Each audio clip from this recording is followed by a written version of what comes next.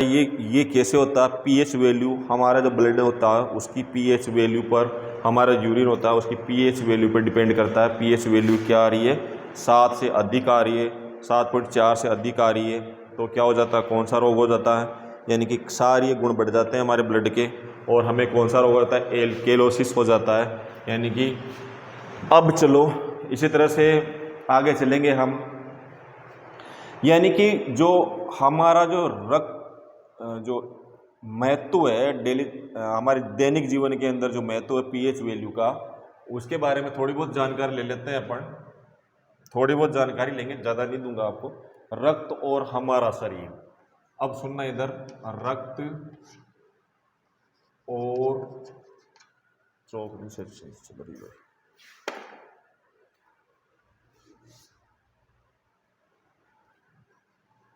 रक्त और हमारा शरीर। अब सुनना ध्यान से, जनरल जानकारी है, अपने लेसन के अंदर दिया हुआ। हाँ चलो, अब देखो, रक्त और हमारा शरीर तो ह्यूमन बॉडी की है। ह्यूमन बॉडी हमेशा ध्यान रखना, इस चीज को ध्यान रखना कि पीएच वैल्यू 7.0 से 7.8, ये पीएच मान है, ये पीएच वैल्यू है, ये इस पे ह्यूमन बॉडी क्या करती है, वर्क करती है। क्या करती है, ह्यूमन बॉडी का साधारणतया यानी कि सामान्य जो पीएच मान है ब्लड का, वो कितना होना चाहिए, 7.0 से 7.8 तक होना चाहिए। वर्षा में अगर देखो, सुनो इधर, इसी का एक चीज और बता देता हूं जो बहुत अच्छी चीज है। वर्षा के अंदर यानी कि जो रेन होती है, बारिश होती है, उसके अंदर क्या हो जाता है बेटा, वर्षा के अंदर पीएच मान कितना, सुनो इधर, जैसे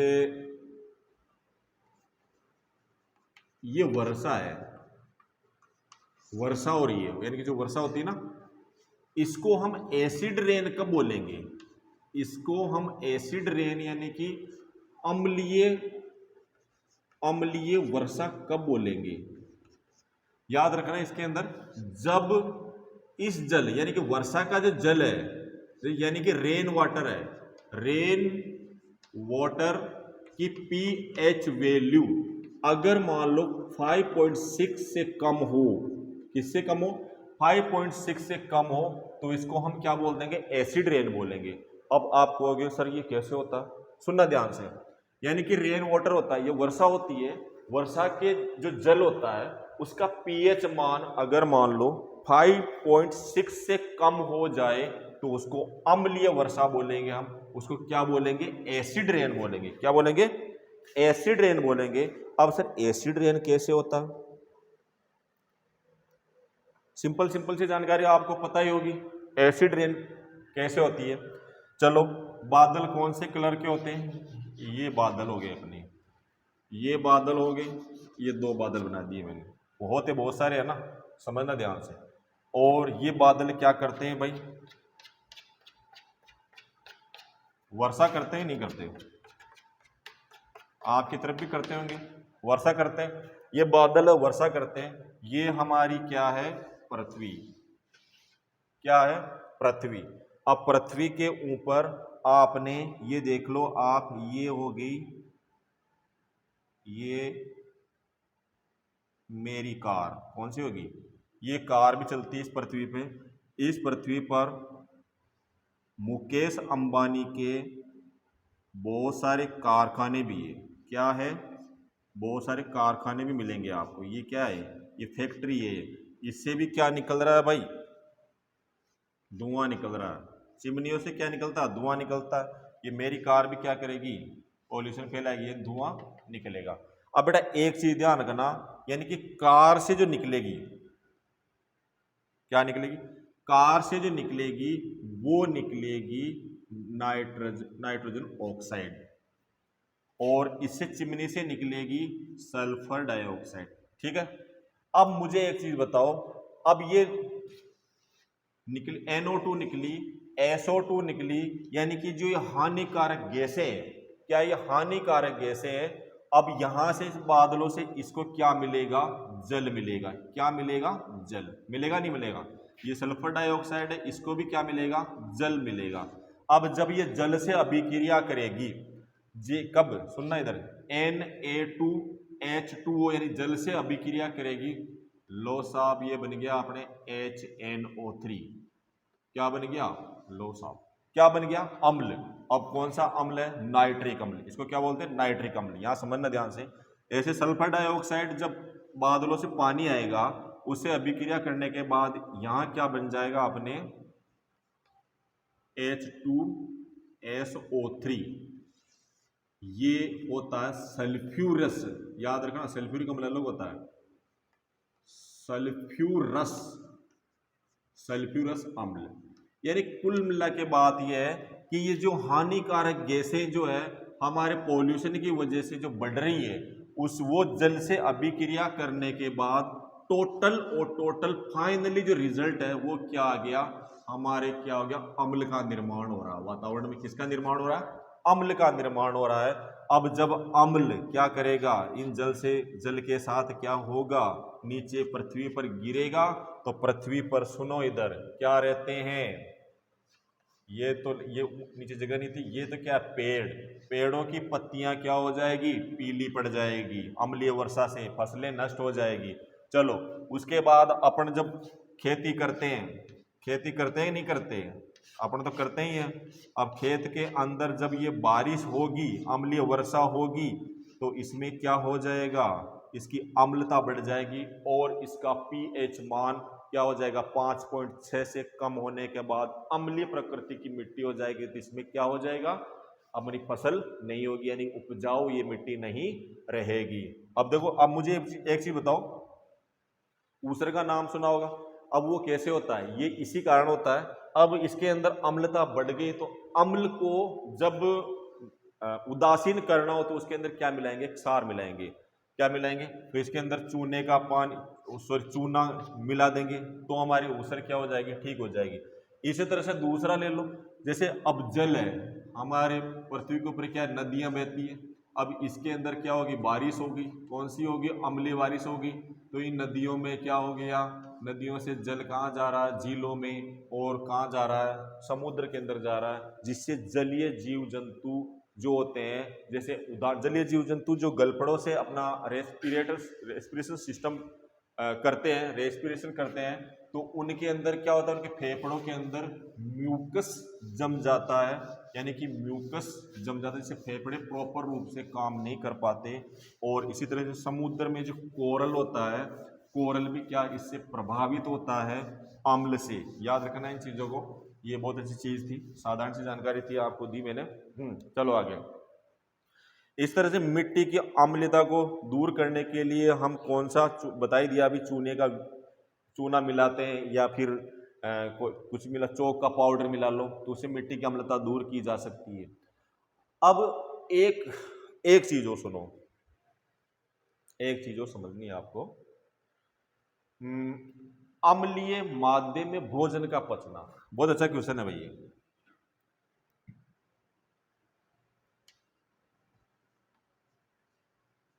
अम्लीय माध्यम में भोजन का पचना, भोजन से याद आया, दूसरी जगह खाना खाने जाते हो तो बहुत सारा ठूस लेते हैं, अपन ठूस के आते हैं ना वहां से, तो वही बता रहा हूं मैं। अब देखो अम्लीय माध्यम में भोजन कैसे पचता है, चलो डायग्राम बना के बताते हैं आपको। हमारा इंटरनल ऑर्गन्स होते हैं और हल्के हल्के गुलाबी होते हैं, तो गुलाबी से बना लेते हैं।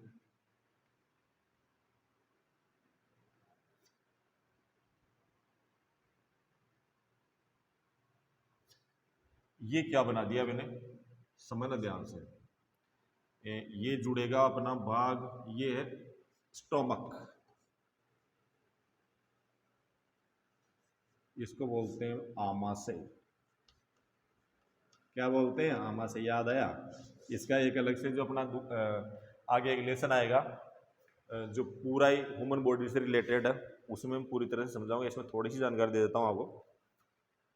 ये जो हमारा आमाशय है, आमाशय के अंदर जो बाहर वाली लेयर होती है, जो ये बाहर वाली लेयर है, इसमें 2 लेयर्स होती है, याद रखना। मैं अंदर वाली बना रहा हूँ, ये 2 लेयर्स बना होता है। तो एक तो होती है इंटरनल लेयर, एक होती है आउटर लेयर। क्या होती है? बाह्य परत और आंतरिक परत। ठीक है, समझ में आ गया? बाहर वाली को बोलते हैं हम सोरोसा, सोरोसा लेयर। अंदर वाली को बोलते हैं म्यूकस। तो ये म्यूकस वाली जो इंटरनल लेयर जो है,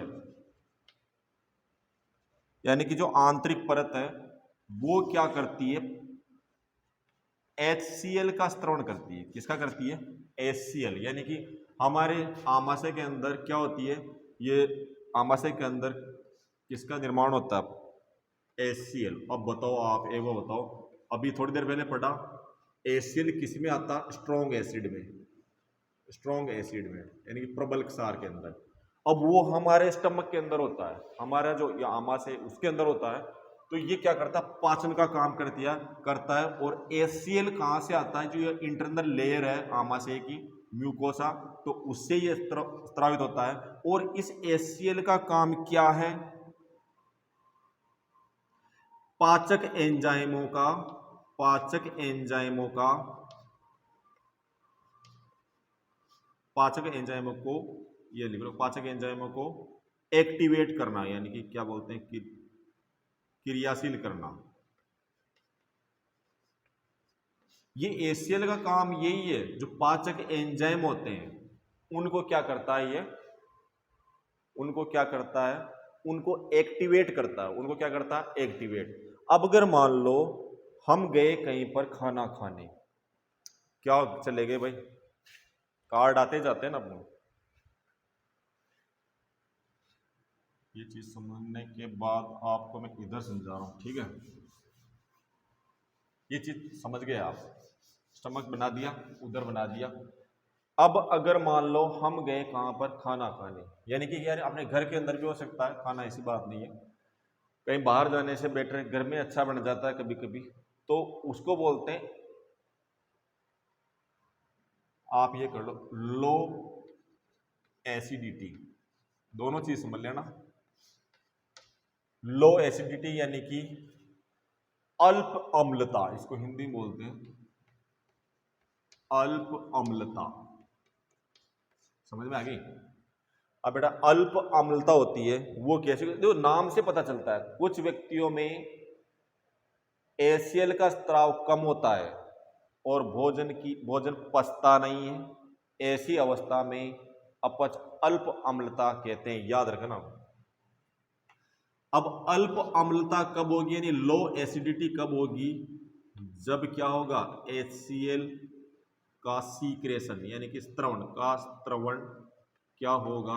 कम हो जाएगा। अब मैंने अभी थोड़ी देर पहले कहा है HCl का काम क्या है? जो हमारा जो स्टमक के अंदर फूड है उसके अंदर पाचक एंजाइमों को क्या काम करता है? ये पाचक एंजाइमों को क्रियाशील बनाता है, एक्टिवेट करता है, यानी क्रियाशील बनाता है। ठीक है, ये काम करता है। अगर मान लो अल्प अम्लता होगी, इट मींस HCl क्या हो गया? कम स्त्रवण होगा।